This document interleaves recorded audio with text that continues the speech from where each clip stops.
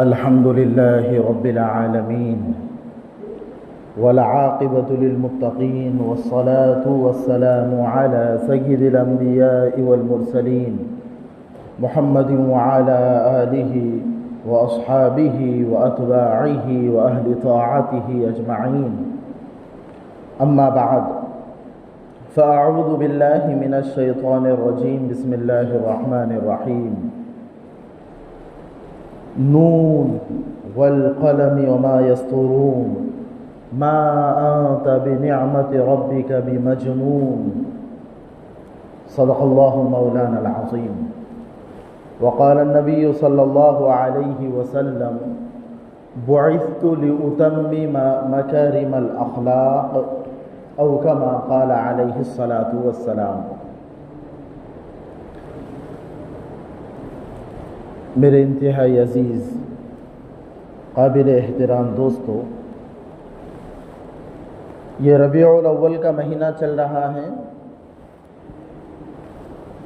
اور اس میں عام طور پر جگہ جگہ پر آپ علیہ الصلاۃ والسلام کی مبارک سیرت کو بیان کیا جاتا ہے.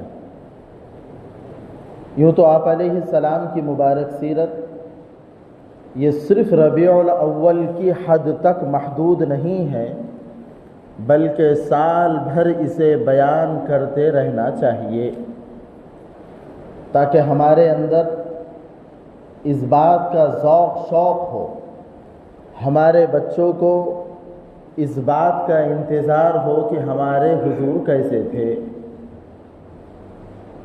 جس چیز کا ذکر بار بار ہوتا ہے وہ اچھے سے ذہن میں پیوست ہوتی ہے، مضبوط ہو جاتی ہے.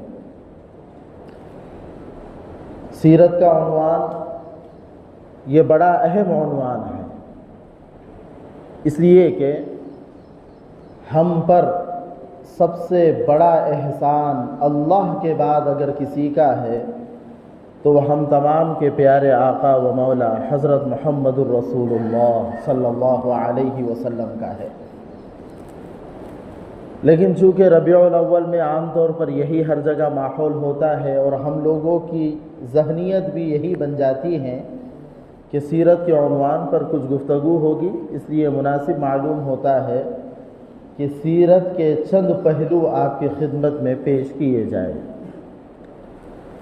گزشتہ ہفتے اہتمام کے ساتھ اس بات کو بیان کیا گیا کہ آپ علیہ الصلاۃ والسلام کے دنیا میں تشریف لانے سے پہلے کیسے عجیب و غریب واقعات پیش آئے.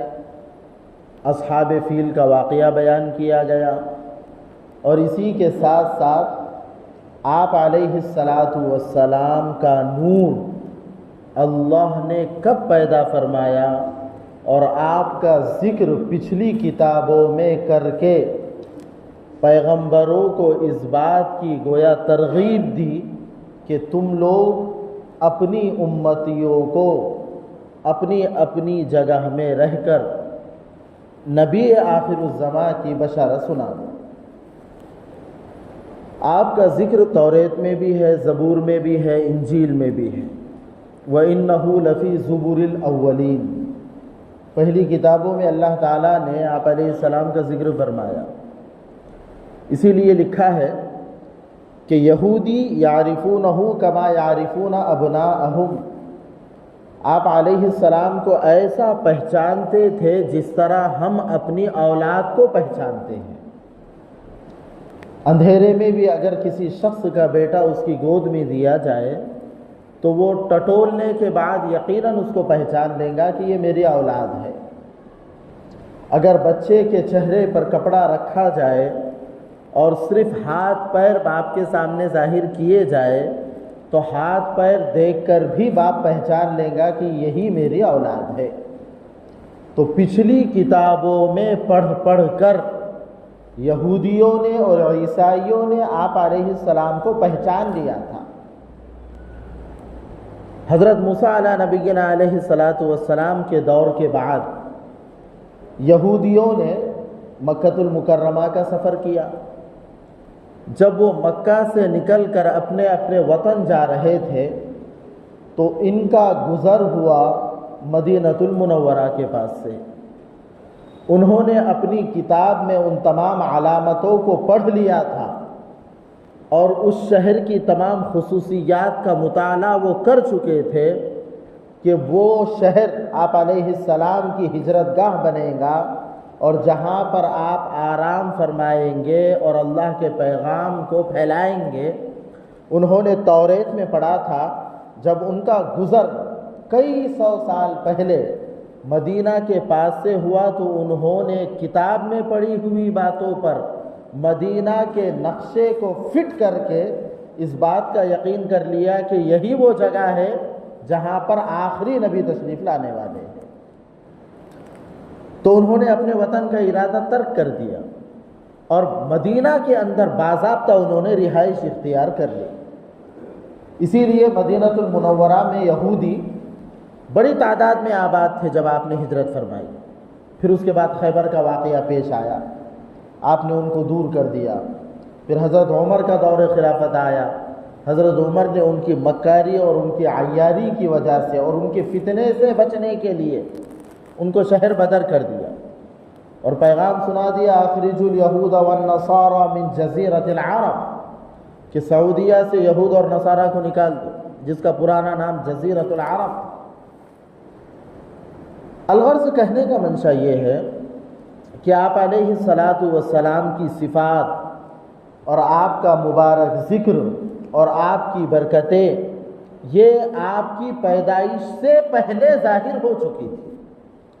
چنانچہ آپ کے دادا حضرت عبد المطلب بڑی بزرگ شخصیت تھی.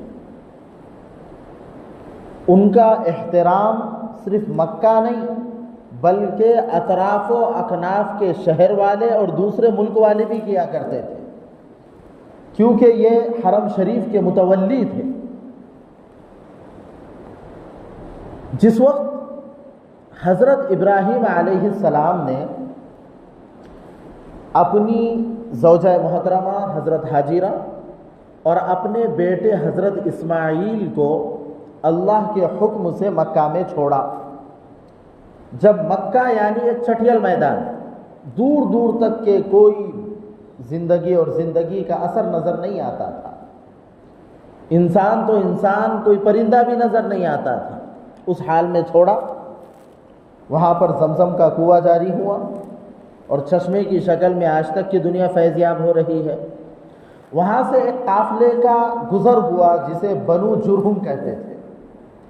اس قافلے والوں نے دیکھا کہ یہاں پر ایک خاتون ہے، اس کا بیٹا ہے اور پانی بھی ہے، اور اس زمانے میں پانی یہ بڑی غنیمت چیز سمجھی جاتی تھی.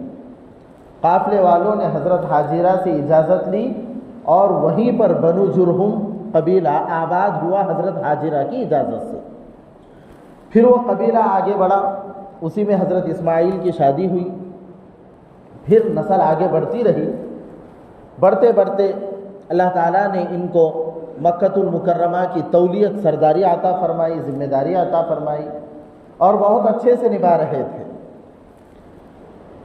اس وقت بنو جرہم کا جو سردار تھا جس کا نام تھا عمر بن حارث، اس نے دیکھا کہ جیسے جیسے زمانہ آگے بڑھ رہا ہے تو بنو جرہم میں بدمستی، اللہ کے حکم کی نافرمانی اور دنیا کی مادیت کا بھوت سوار ہے، اور یہ اللہ کو چھوڑ بیٹھے ہیں بنو جرہم قبیلہ. اور ان کو ہر وقت یہ ڈر رہتا تھا کہ کہیں ہماری بدعملی کی نحوست کی وجہ سے اللہ کا کوئی عذاب، کوئی پکڑ ہم پر نہ آ جائے. ابھی بھی حالات ٹھیک تھے. عمر بن حارث جو بنی جرہم کے سردار تھے، انہوں نے کئی دفعہ سمجھایا کہ تم اپنی غلطیوں سے باز آؤ، ورنہ اللہ نے جو شرافت اور جو عزت تم کو دی ہے اللہ وہ چھین لے گا. لیکن وہ نہ مانے اور اپنی روش پر قائم رہے. نتیجہ یہ ہوا کہ بنی خزاعہ جو قبیلہ تھا اس نے پرانی رنجش کی وجہ سے بنو جرہم پر حملہ کر دیا. اس حملے سے پہلے مکۃ المکرمہ میں اللہ کا جو گھر ہے کعبۃ اللہ، اس کی تولیت بنی جرہم کے پاس تھی، اور ان کے پاس بہت سارا خزانہ بھی تھا جو مکہ کے نام پر لوگوں نے ان کو دیا تھا حرم شریف کی حفاظت کے لیے۔ عمر بن حارث سمجھ گئے کہ اگر کوئی قبیلہ خصوصاً بنو خزاعہ اگر ہم پر حملہ کرتا ہے تو یہ سب مال لوٹ لیں گے اور اللہ کے گھر کی املاک ضائع ہو جائیں گی۔ انہوں نے وقتی طور پر ایک جگہ وہ تمام کے تمام ساز و سامان چھپا دیا جو مکہ اور کعبۃ اللہ کی ملکیت تھی۔ بنی خزاعہ نے بنی جرہم پر حملہ کر دیا، ان کی اینٹ سے اینٹ بجا دی۔ یہ لوگ اپنی زندگی بچانے کے لیے تتر بتر ہو گئے، اور محض دشمنی کی وجہ سے بنی خزاعہ نے زمزم کے چشمے کو پانی کے ذریعے بند کر دیا، اور ایسا بند کر دیا کہ کسی نئے آدمی کو اس کا پتہ بھی نہ چلے کہ کہاں پر زمزم کا کنواں تھا۔ دھیرے دھیرے اس کا پانی بھی ختم ہو گیا اور زمزم کا کنواں خشک ہو گیا۔ اس بات کو تقریباً 500 سال گزرے۔ تاریخ میں ایک وقت آیا ہے کہ زمزم کے کنویں کے جاری ہونے کے بعد 500 سال اس پر ایسے گزرے ہیں کہ اس میں سے پانی نکلنا بند ہو گیا تھا، کنویں کا نام و نشان ختم ہو چکا۔ 500 سال۔ اب مکہ والے پانی کے لیے پریشان۔ اس وقت مکہ کی سب سے بزرگ ترین شخصیت حضرت عبد المطلب، جو ہمارے حضور کے دادا محترم تھے، وہ حرم شریف کے متولی تھے، مکہ کے سرداروں میں ان کا شمار ہوتا تھا۔ ایک دن رات میں سوئے، بڑا اہم واقعہ ہے۔ ایک دن رات میں سوئے اور سونے کے بعد کسی نے کہا کہ عبد المطلب، زمزم کا کنواں تمہارا انتظار کر رہا ہے، اسے تلاش کرو۔ نیند سے بیدار ہوئے۔ تاریخ یہ لوگ پڑھ چکے تھے کہ یہاں پر ایک کنواں تھا، سب کو معلوم تھا، لیکن کہاں تھا یہ نہیں معلوم، جگہ معلوم نہیں۔ عبد المطلب کو ایسا لگا کہ یہ شاید وہم ہو سکتا۔ دوسرے دن بھی یہی خیال، اور خواب میں کوئی کہہ رہا ہے عبد المطلب زمزم کو تلاش کرو۔ نیند سے بیدار ہوئے، ایسا لگا کہ بس میری سوچ ہے، اب تک کہ زمزم کا نام و نشان نہیں، اور کہاں سے کہا جا رہا ہے کہ تلاش کرو۔ تیسرے دن بھی خواب میں دیکھا کہ کوئی کہہ رہا ہے عبد المطلب زمزم کو تلاش کرو۔ حضرت عبد المطلب نیند سے بیدار ہوئے اور سورج طلوع ہونے تک جاگتے رہے، صبح ہونے دی۔ صبح جب ہوئی تو آپ نے قریش کے دیگر قبیلے والوں کو اور مکہ کے دیگر لوگوں کو آواز دے کر جمع کیا اور کہا کہ مکہ والوں، مجھے خواب میں اشارہ دیا گیا ہے کہ میں زمزم کے کنویں کو تلاش کروں۔ لوگوں نے کہا کہ عبد المطلب تم مذاق کرتے ہو، زمزم کو تلاش کرنا کوئی آسان بات نہیں، اب تو کوئی نشانی بھی ایسی نہیں کہ ہمیں معلوم ہو کہ زمزم کہاں ہے۔ لیکن وہ سمجھ گئے تھے کہ یہ اللہ کی طرف سے میری رہنمائی ہو رہی۔ سب نے ہاتھ اٹھا لیا، ہمارے بس کی بات نہیں ہے، اور ہم تمہارا ساتھ بھی نہیں دے سکتے، کیوں تو نہ کنواں معلوم، نہ اس کی جگہ معلوم، نہ کیا معلوم۔ اب وہ اسی شش و پنج میں تھے کہ کیا جائے۔ اور یہ بات اٹل ہے، جب بندہ اللہ کے نام پر کسی بات کی ٹھان لیتا ہے تو یقیناً اللہ تعالیٰ اس کے لیے راستے ہموار کر دیتے ہیں، اور خود بخود راستے اس کے لیے کھلتے چلے جاتے ہیں۔ ایک دن حضرت عبد المطلب کعبۃ اللہ سے ٹیک لگا کر ایسا بیٹھے ہوئے تھے، سوچ رہے تھے کہ کیا کیا جائے۔ انہوں نے اچانک میں دیکھا کہ ایک کوا ہے جو زمین کے ایک حصے پر ٹھونگ مار رہا۔ انہوں نے جب غور کیا تو سمجھ گئے کہ یہ وہی جگہ ہے جو مجھے خواب میں دکھائی گئی تھی۔ چنانچہ ان کا ایک ہی لڑکا تھا جس کا نام تھا حارث، جو ہمارے حضور کے تایا ہونا، انہوں کا ایک ہی لڑکا۔ انہوں نے اپنے بیٹے کو لیا تھا اور کہا کہ بیٹا اب ہم کو ایک بڑے کام کے لیے نکلنا ہے، چلو۔ بہت اچھی بات۔ اپنے بیٹے کو ساتھ میں لیا اور اس جگہ پر جو اللہ نے خواب میں بتائی تھی اس جگہ پر کھودنا شروع کیا باپ بیٹوں نے۔ اس سے کئی سو سال پہلے باپ بیٹے کی محنت کی برکت سے اللہ تعالیٰ نے کعبۃ اللہ کو کھڑے کیا، حضرت ابراہیم اور حضرت اسماعیل کی برکت سے۔ وَإِذْ يَرْفَعُ إِبْرَاهِيمُ الْقَوَاعِدَ مِنَ الْبَيْتِ وَإِسْمَاعِيلُ۔ اور کئی سو سال گزرنے کے بعد باپ بیٹے کی محنت سے اللہ تعالیٰ زمزم کو دوبارہ زندہ فرما رہا ہے۔ کھودتے رہے صبح شام، لوگ گزرتے تھے دیکھتے تھے اور کہتے تھے کہ یہ بڑے میاں کو کچھ کام وام نہیں ہے، یہ بس اپنی قوت ضائع کر رہے ہیں اور دوسروں کو بھی پریشان کر رہے ہیں۔ لیکن باپ بیٹوں کی ہمت کے سامنے اللہ تعالیٰ نے منزل آسان کی اور دیکھتے ہی دیکھتے زمزم کا کنواں کئی دنوں کی محنت کے بعد جاری ہوا اور چشمہ پھوٹ پڑا، جس کے نتیجے میں پانی بہنے لگا۔ اب تو خوشی کا ایک عالم، اور مکہ میں گویا کہ عید کا دن آ گیا، سب لوگوں نے مبارکبادی پیش کی، اور اب اپنی غلطی پر انہوں نے معافی بھی مانگی کہ معاف کرنا، ہم نے آپ کو تنہا چھوڑ دیا تھا، لیکن تمہارے عزم مصمم کے سامنے اللہ نے وہ کنواں جو 500 سال سے دفن تھا اس کو جاری فرما دیا۔ حضرت عبد المطلب جب اس کام سے فارغ ہوئے تو آپ کو کمزوری محسوس ہوئی اور اپنے اکیلے پن کا شکوہ بھی ہوا، اور کہنے لگے کاش کہ میری اور اولاد ہوتی تو یقیناً آج میرا کام آسان ہو جاتا، صرف ایک بچہ تھا، اس کی مدد سے میں نے یہ کارنامہ انجام دیا، اگر میری اور اولاد ہوتی تو میں کیا نہیں کر سکتا۔ آدمی کو چاہیے کہ نیک کاموں کے لیے اولاد کی طلب ضرور کرے، اور اگر اولاد ہو تو ان کو کسی بڑے کارنامے کے لیے ابھی سے تیار کرے، ورنہ محض اولاد کا ہو جانا یہ کوئی کمال کی بات نہیں۔ اب ذرا سنتے چلے جائیں۔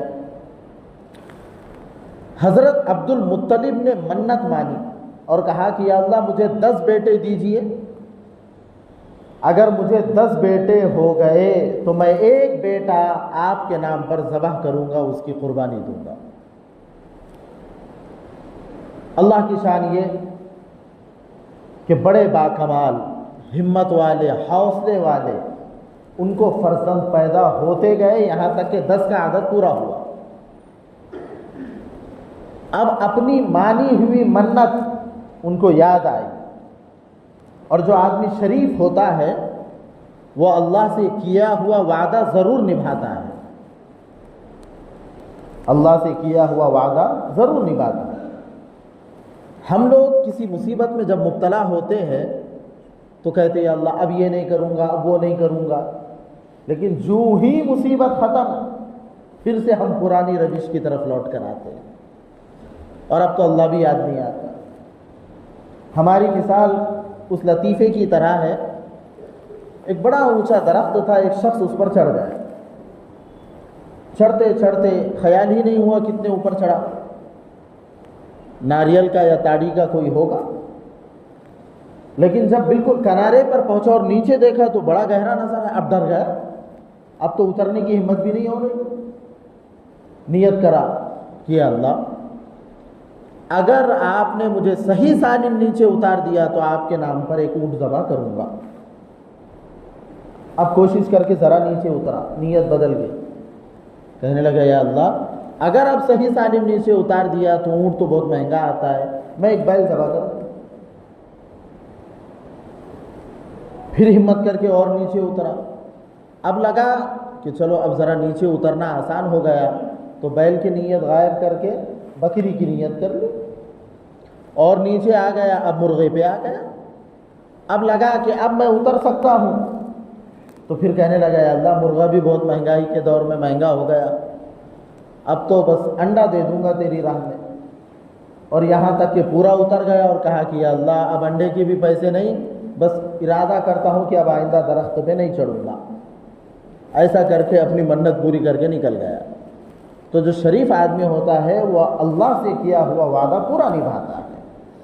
حضرت عبد المطلب نے اللہ سے کیا ہوا وعدہ نبھانے کی ٹھانی اور اپنے تمام بچوں کو لے کر حرم شریف میں آئے، 10 نوجوان بچے جن میں سب سے چھوٹے ہمارے نہیں بلکہ درمیان میں حضرت عبداللہ، جو سب سے زیادہ پیارے تھے حضرت عبد المطلب کو۔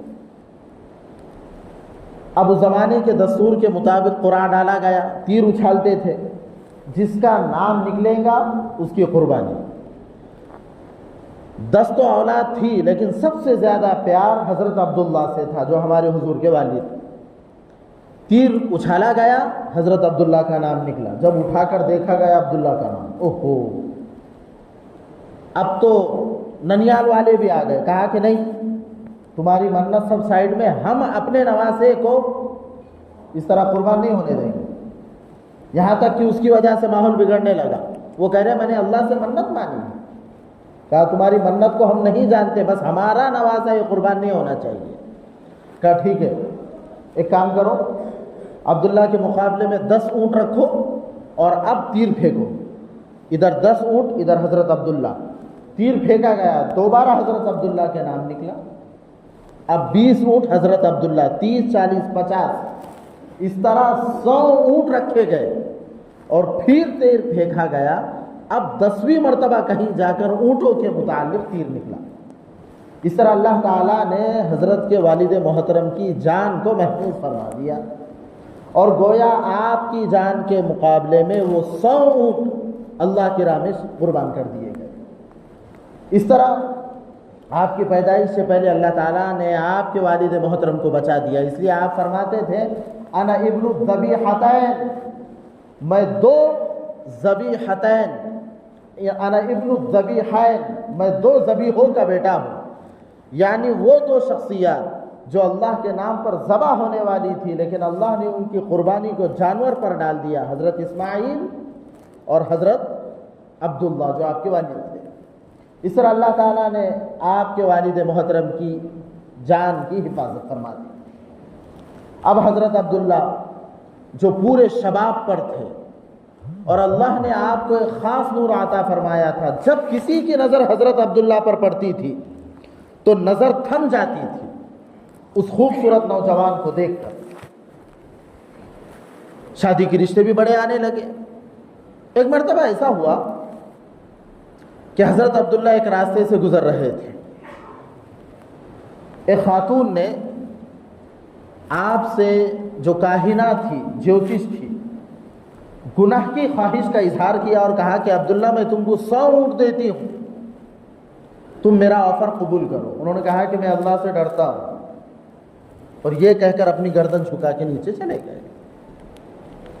حضرت عبداللہ کی شادی ہوئی بنو زہرہ میں، جو آپ علیہ السلام کا ننیحال تھا۔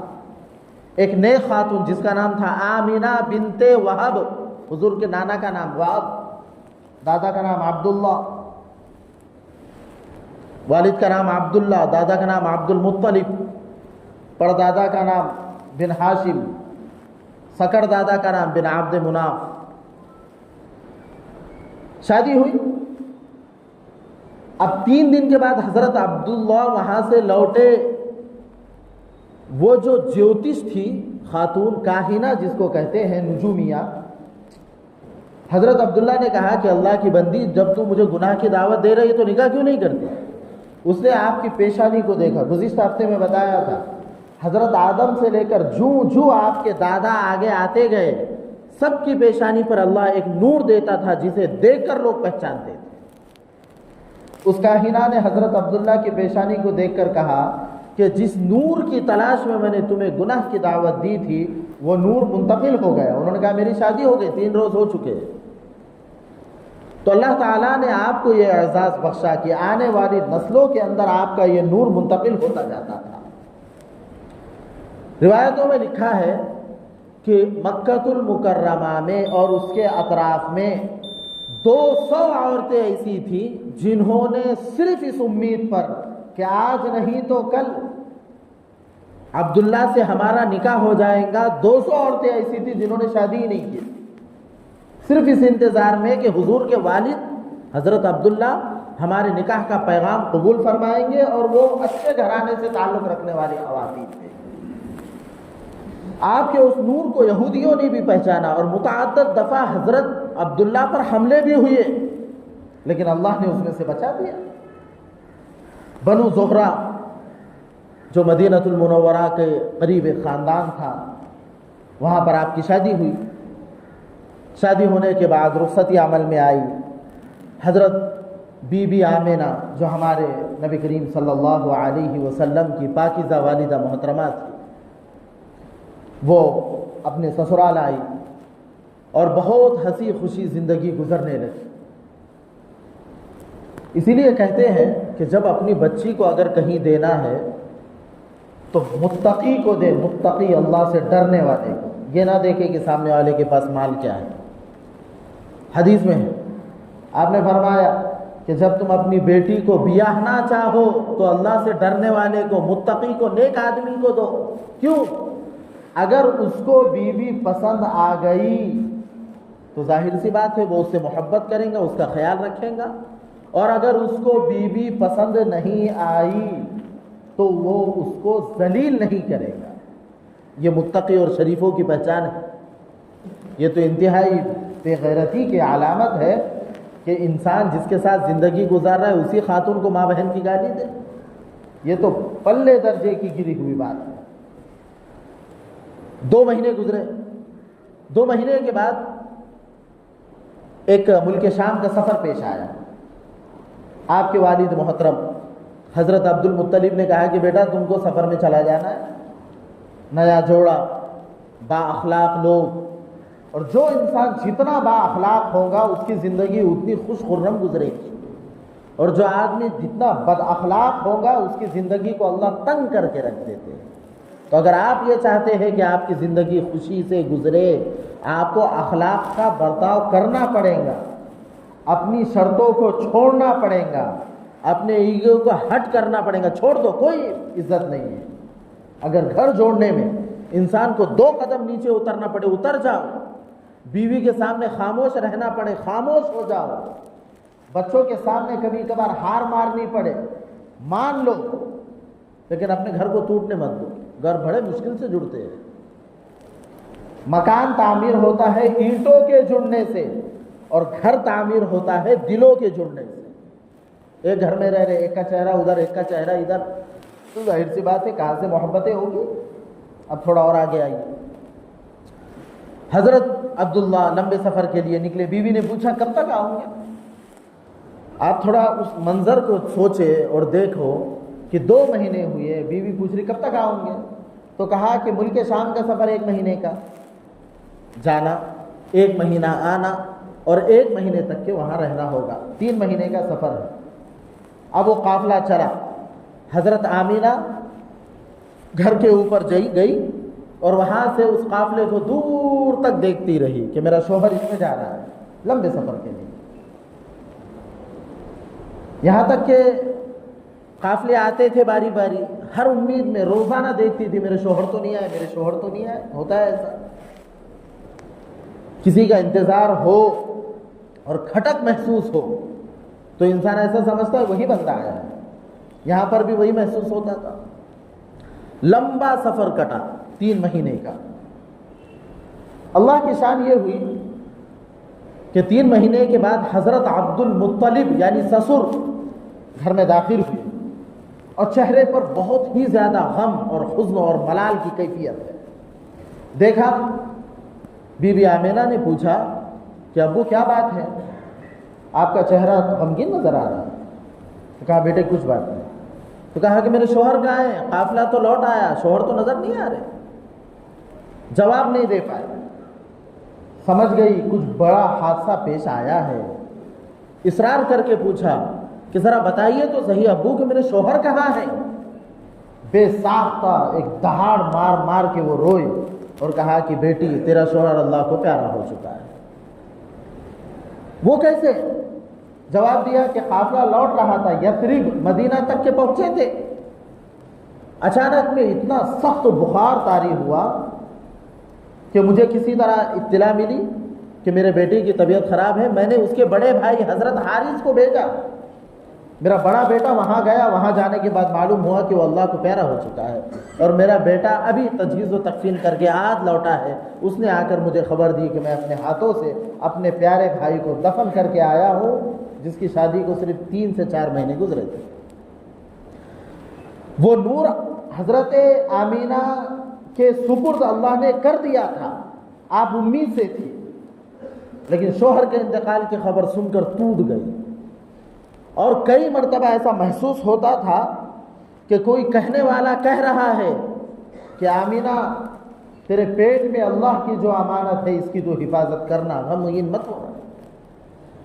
یہاں تک کہ وقت بڑھتا گیا اور جیسا جیسا وقت گزرا، اس بچے کے پیٹ میں آنے کے بعد عجیب و غریب خواب حضرت آمینہ کو نظر آنے لگے. ابھی حضور کی ولادت سے پہلے کا واقعہ چل رہا ہے. اسی میں دل بہل جایا کرتا تھا. فرشتے آ کر خوشخبری سنایا کرتے تھے کہ آمینہ تجھ سے پیدا ہونے والا وہ بچہ ہے جو دنیا پر اور آخرت پر، مشرق اور مغرب میں جس کی بادشاہت کا جھنڈا لہرائے گا. اور حضرت بی بی آمینہ جب امید سے تھی، ان کے متعلق لکھا ہے کہ مکہ میں پانی کی کمی، کنویں پر لوگ انتظار کیا کرتے تھے، تھوڑا تھوڑا پانی جمع ہونا پھر لے کر آنا.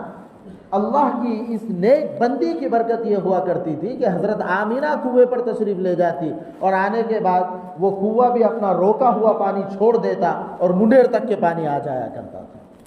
تو کئی عورتیں اس انتظار میں کہ چلو آمینہ جب پانی کے لیے نکلیں گے ہم بھی نکلیں گے.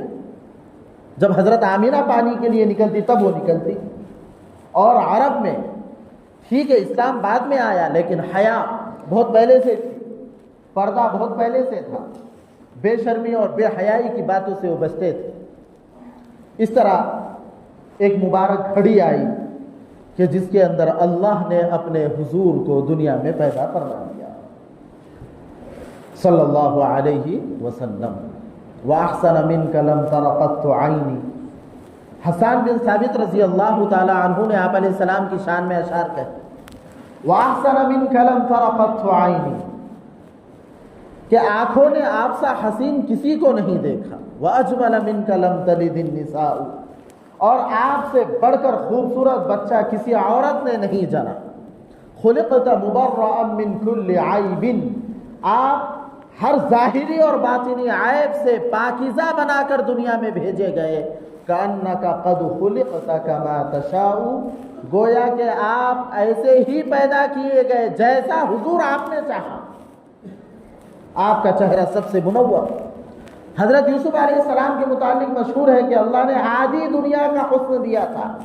حسن کو 2 حصوں میں تقسیم کیا. آدھا حسن پوری دنیا کو دیا اور آدھا حسن حضرت یوسف کو دے دیا. حضرت اما عائشہ فرمایا کرتی تھی کہ یوسف کو دیکھ کر مصر کی عورتوں نے اپنے hاتھوں پر چھریاں چلا لی. اگر وہ میرے حضور کو دیکھ لیتے تو اپنے گلوں کو کاٹ کے رکھتے صلی اللہ علیہ وسلم.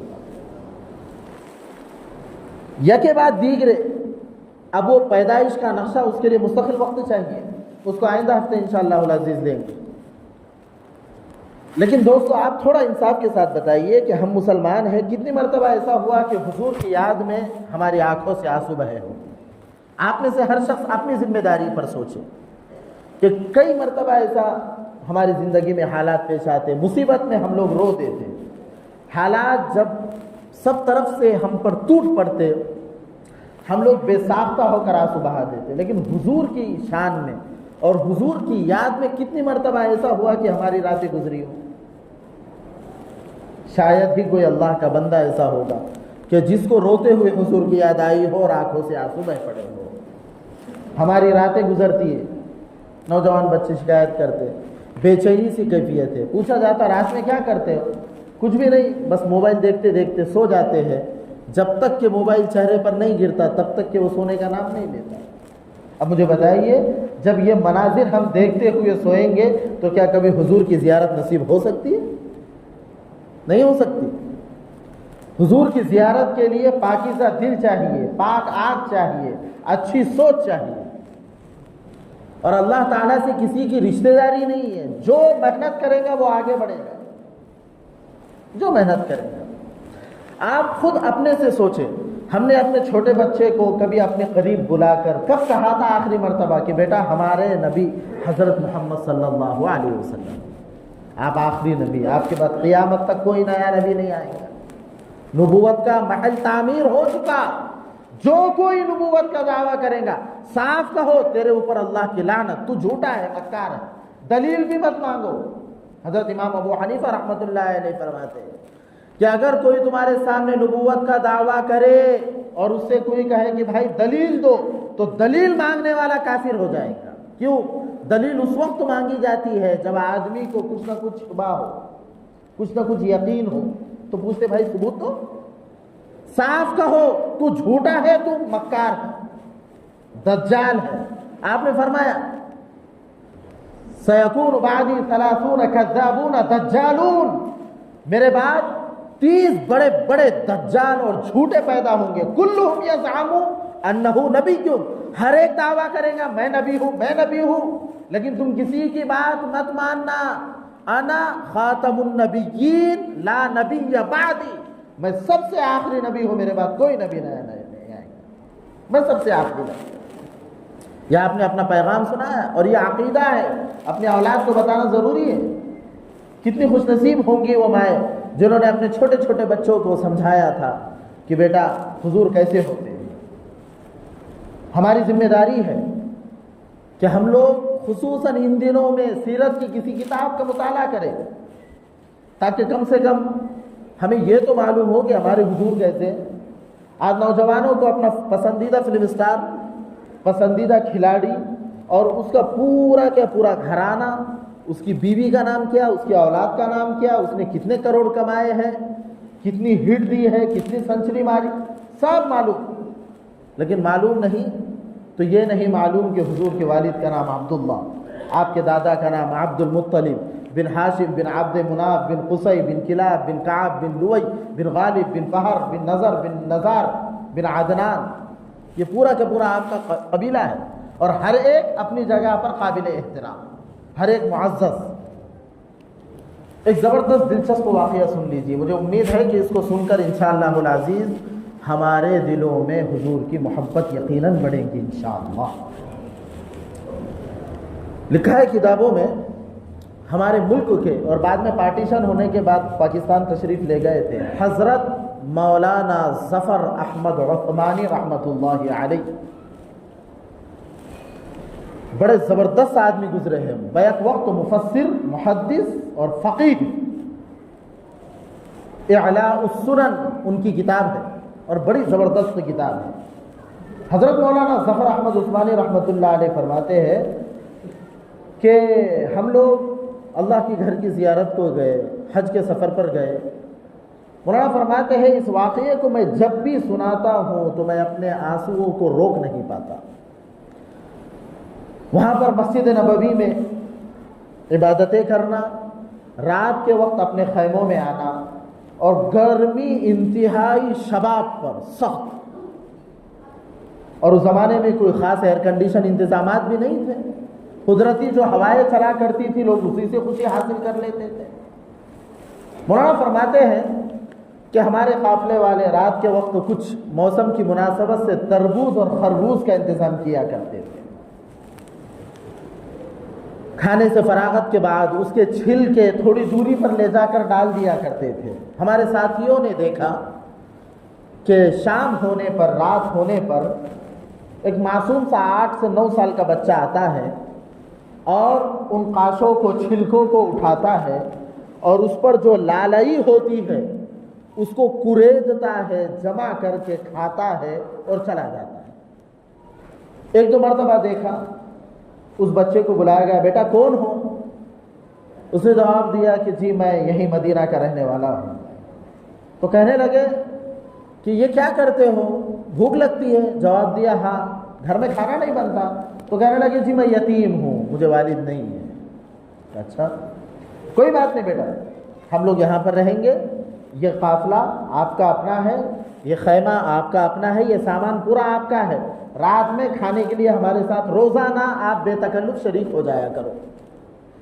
وہ بچہ بڑا خوش، شام ہوتی ہی وہ بچہ آ جاتا، بڑی پیاری پیاری باتیں کرتا، اور عرب ہوتے بھی ذہین، وہ بچہ بڑی پیاری باتیں کیا کرتا تھا، یہاں تک کہ ہر ایک ساتھی کے ساتھ وہ ایسا گھل مل گیا کہ سب کے نام بھی معلوم ہو گئے۔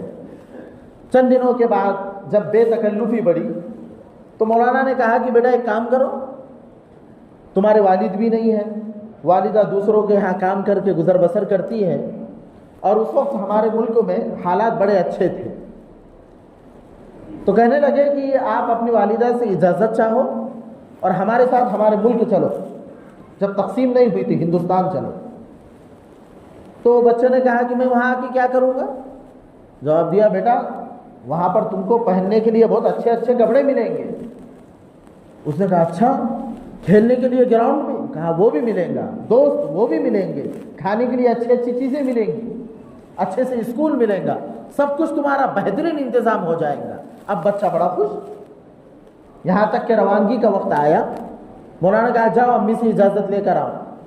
اب وہ ماں نے کہا کہ نظروں سے اوجھل ہو جائے کوئی بات نہیں، لیکن بچہ اگر خوش ہے تو میرے لیے کافی ہے، چاہے کہیں بھی رہے۔ ماں نے اجازت دے دی، وہ اپنے کپڑوں کی گٹھری پوٹلی لے کر آیا اور مولانا کے ساتھ قافلے میں شریک ہوا۔ اب وہ بچے کی خوشی کی انتہا نہ رہی، وہ مزے لے لے کے پوچھتا کہ چچا جان، مولانا کا ہاتھ پکڑا، مولانا ظفر احمد عثمانی کا ہاتھ پکڑا اور کہا چچا جان آپ کے ملک میں کیا کیا ہے؟ کہا کہ بیٹا دوست احباب ہے، کھانے کے لیے اچھی چیزیں ہیں، کھلونے ہیں، کپڑے اچھے اچھے ملیں گے اور بہت خوش تم رہو گے وہاں پر، ہر چیز ہے۔ کہا ہر چیز ہے۔ یہ باتیں ہو رہی ہے، اسی اثنا میں اس بچے کا اس قافلے کے ساتھ گزر ہوا مسجد نبوی علی صاحبہا الصلاۃ والسلام۔ تو بچے نے ایسے ہی پوچھ لیا باتوں باتوں میں، چچا جان آپ کے یہاں پر یہ ہے، گنبد خضرا کی طرف اشارہ کر کے، یہ ہے آپ کے یہاں؟ تو مولانا کہتے میری آواز ہی بند ہو گئی۔ میں نے کہا کہ بیٹا اگر یہ ہوتا تو ہم اتنی دور کیوں آتے؟ تو اتنا سننا تھا کہ اس معصوم بچے نے ہاتھ جھٹک دیا اور کہا کہ چچا جان بغیر کپڑے کے رہ سکتا ہوں، بغیر کھانے کے رہ سکتا ہوں، بغیر ساتھیوں کے رہ سکتا ہوں، لیکن حضور کے بغیر میں نہیں رہ سکتا۔ ہو لاکھ سلام اس آقا پر، دل لاکھوں جس نے موہ لیے، انسان کو دیا پیغام سکون، دنیا کو دیا پیغام سکون، انسانوں کے رخ موڑ دیے اس محسن اعظم نے الیاس، کیا کیا نہ دیا ہے عالم کو، دستور دیا منشور دیا، کئی راہیں دی کئی موڑ دی۔ چھوٹے سے بچے نے کہا حضور کے بغیر گزارا نہیں ہو سکتا۔ تو اپنے بچوں میں بھی حضور کی محبت پیدا کرنے کی ضرورت ہے۔ محض دعویٰ کافی نہیں ہے، عملی طور پر ہم پکے سچے امتی رہے، کہ ہم تمام کی ذمہ داری ہے۔ وقت بھی ہوا جا رہا ہے، اہم بات یہ عرض کرنی ہے کہ مسلمان بن کے رہو، مسلمان بن کر، اور یاد رہے اللہ کو ہمارے ایمان کی، ہمارے اسلام کی کوئی ضرورت نہیں۔ ہم مسلمان ہیں، ہم نے ہم پر احسان کیا کہ ہم مسلمان بنے۔ یمنون علیک ان اسلموا، اے نبی جی یہ کہتے ہیں آپ کے سامنے اور احسان جتلاتے ہیں کہ اسلام لے آئے، قل اللہ یمن علیکم ان ہداکم للایمان، آپ صاف طور سے کہہ دیجئے تم نے کوئی احسان نہیں کیا، اللہ نے احسان کیا تم کو مسلمان بنا کر۔ گنپتی کا اس وقت موسم چل رہا ہے، مسلمانوں مسلمان بننا، کسی کو خوش ہونے کے لیے بلا وجہ چاپلوسی مت کرنا، کسی کا معلوم نہیں ہونا چاہیے۔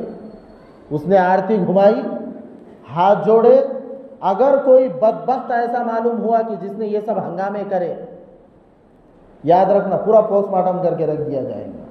مذاق سمجھ کے رکھا ہے ہم لوگوں نے، سفید سفید کپڑے پہن رہے، ایسی بڑی بڑی داڑھی لے کر وہاں پر وسرجن میں کھڑے ہو رہے ہاتھ جوڑ کر، تجھے کس نے بولا تو مسلمان رہے؟